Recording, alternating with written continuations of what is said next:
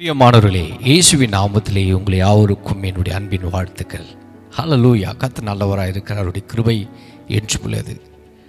இன்றைக்கு நான் உங்களோடு பேசுகிற கர்த்தருடைய வார்த்தையின் தலைப்பு வேதம் படி கண்டுபிடி. ஆமென். ஹல்லேலூயா. 3 காரியங்களை நான் உங்களோட பகிர்ந்து கொள்ள விரும்புகிறேன். முதலாவது, வேதத்தை படிக்கிறவர்களுக்கு என்ன நடக்கும் அப்படின்னா மிகுந்த சமாதானம். சங்கீதம் 119:165 வசனத்தில் உம்முடைய வேதத்தை நேசிக்கிறவர்களுக்கு மிகுந்த சமாதானம் உண்டு, அவர்களுக்கு இடரில்லை.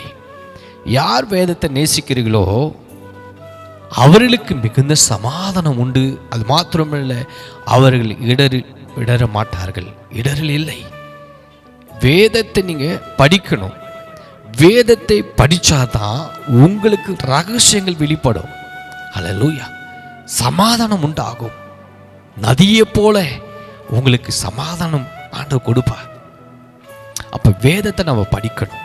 2வது, கண்டுபிடிக்கிறவர்களுக்கு வேதத்தில் உள்ள வார்த்தைகளை கண்டுபிடிக்கிறாங்க பாருங்க. என்ன நடக்குதா? ஜீவன் உடலுக்கெல்லாம் ஆரோக்கியம் உண்டாகும். நீதிமொழிகள் 4:22 அவர் சொல்றார் பாருங்க, அவைகளை கண்டுபிடிக்கிறவர்களுக்கு அவைகள் ஜீவனும் அவர்களுக்கு உடலுக்கெல்லாம் ஆரோக்கியமாக இருக்கும். அப்போ 2வது என்னன்னா, யார் வேதத்தை கண்டுபிடிக்கிறாங்களோ அவங்களுக்கு உடலுக்கெல்லாம் ஜீவனும் ஆரோக்கியம் உண்டாகும். 3வது, தேடினால் கண்டுபிடிப்பீர்கள்.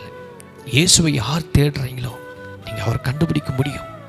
எரேமியா 29:13 சொல்கிறார் பாருங்க, உங்கள் முழு இருதயத்தோடும் என்னை தேடுவீர்களானால் என்னை தேடுகையிலே கண்டுபிடிப்பீர்கள்.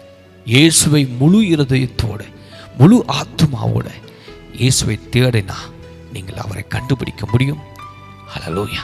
அவரை நீங்கள் ஆராதிக்கும் பொழுது அவரை நீங்கள் கண்டுபிடிக்க முடியும் என்று ஆண்டவர் இன்னைக்கு இந்த 3 காரியங்களையும் நீங்கள் வேதத்தை படிங்க, கண்டுபிடிங்க.